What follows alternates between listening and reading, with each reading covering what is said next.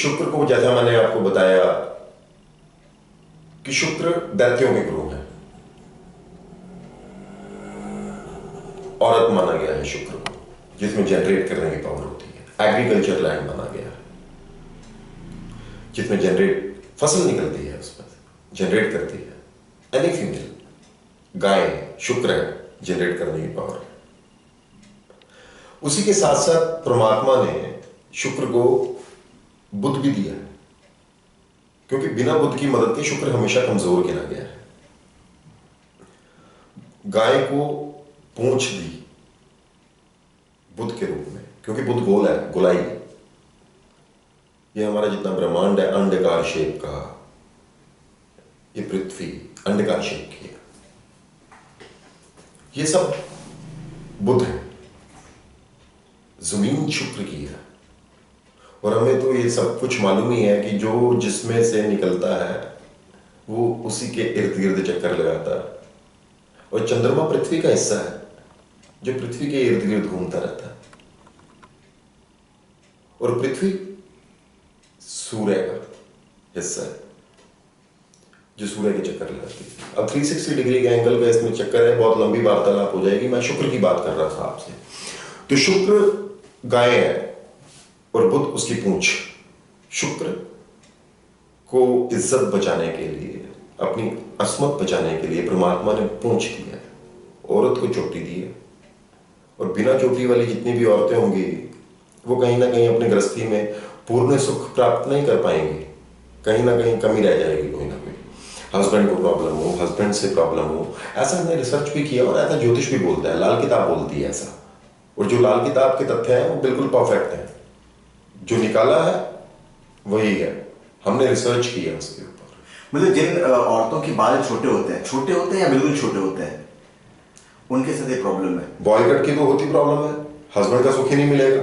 आप इंदिरा गांधी से ले लीजिए, जिसको दुनिया जानती है, मायावती जी को ले लीजिए, कुमारी शैलजा को ले लीजिए, और बहुत सी ऐसी एग्जांपल्स हैं जिनको दुनिया जानती है। लेकिन जिनके ऊपर हमने रिसर्च किया उन्हें सिर्फ हम जानते हैं। और ऐसे thousands of people are there जिनके ऊपर हमने रिसर्च किए कि बाल कटे हुए हैं तो गृहस्थी का सुख नहीं है, अगर गृहस्थी का सुख है तो हस्बैंड को कोई प्रॉब्लम है, हस्बैंड को प्रॉब्लम नहीं है तो आगे जनरेशन चलने की कोई दिक्कत है। कोई ना कोई कहीं ना कहीं कोई फैमिली लैक कर जाती है। पर संदीप जी, मैं आपसे ये पूछना चाहूंगा कि बहुत सारी ऐसी औरतें हैं जिनके बाल लंबे हैं पर उनका जो गृहस्थ जीवन है वो सुखी नहीं है, तो उसके पीछे क्या कारण हो सकता है? उसके पीछे भी बहुत सारे रीजंस हैं। कई बार होता है कि हम सही वक्त पर शादी नहीं करा रहे। ज्यादातर कुंडलियों के अंदर 25 साल की उम्र के बाद ही शादी करने के लिए बोला गया है।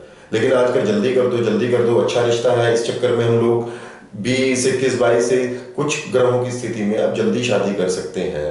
लेकिन 25 साल की उम्र के बाद ही शादी करना ज्यादा बेटर रहता है। 25 साल की उम्र मतलब औरतों के लिए ना? कोई भी हो, मेल हो फीमेल हो, कोई फर्क नहीं है, उम्र 25 के बाद ही होनी चाहिए। अच्छा। ज्यादातर। पर हमारे शास्त्रों में तो ये कहा गया था कि और शादी का जो सही उम्र है वो मर्दों के लिए 21 साल और औरतों के लिए 18 साल है। क्या मैं सही? ये शास्त्रों ने नहीं, ये संविधान बोलता है, ये हमारा कानून बोलता है। अच्छा। हाँ, तो हम शुक्र पे थे। एक चीज और पूछना चाहूँ कि जिन लोगों का शुक्र कमजोर होता है तो ये मतलब कहाँ तक प्रभावित करता है शुक्र कमजोर होना? या शुक्र को कमजोर होना, सबसे पहली प्रॉब्लम तो आपको स्किन में नजर आ जाएगी, क्योंकि शुक्र के भी पार्ट्स हैं। ये केमिस्ट्री है बेसिकली। शुक्र को डायमंड माना गया, हीरा, वीनस। शुक्र को हीरा मानते हैं, सारी दुनिया जानती है। लेकिन अब इसके पार्ट हैं जो ज्योतिष बोलता है, लाल किताब बोलती है, राहु और केतु। क्योंकि केमिस्ट्री में जो इसकी फॉर्म है कार्बन है, C4, इसके कंपाउंड्स बनते हैं C+++। कार्बन से ही हीरा निकलता है। कार्बन हीरे का मेल है आपस में। इसलिए राहु और केतु दोनों छाया गया है ज्योतिष में। राहु को कार्बन मानते हैं, धुआं मानते हैं ज्योतिष में।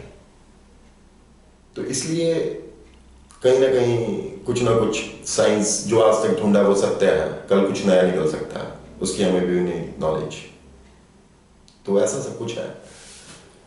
अच्छा, एक चीज आप मुझे बताइए संदीप जी, जैसे ये मुझे तो इसका पूरा ज्ञान नहीं है, पर जैसे कहते हैं कि जैसे बृहस्पति हैं, एक होते हैं गुरु, मतलब एक देव, मतलब देवी वाले होते हैं, देव देवताओं वाले प्रेजेंट करते हैं कुछ ग्रह, और कुछ होते हैं जो असुर वाले होते हैं।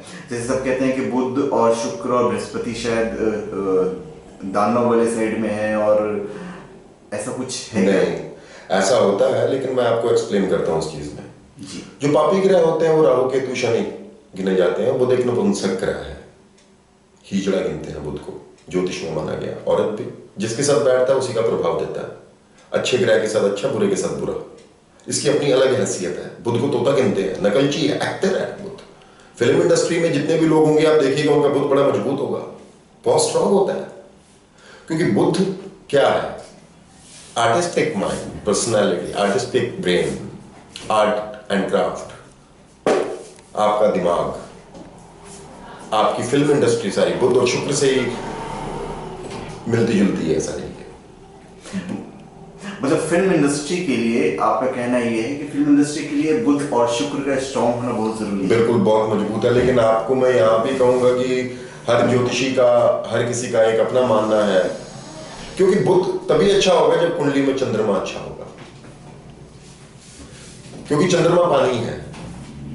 अगर पानी ही खराब है तो खेती कैसे अच्छी हो सकती है, हरियाली कैसे हो सकती है?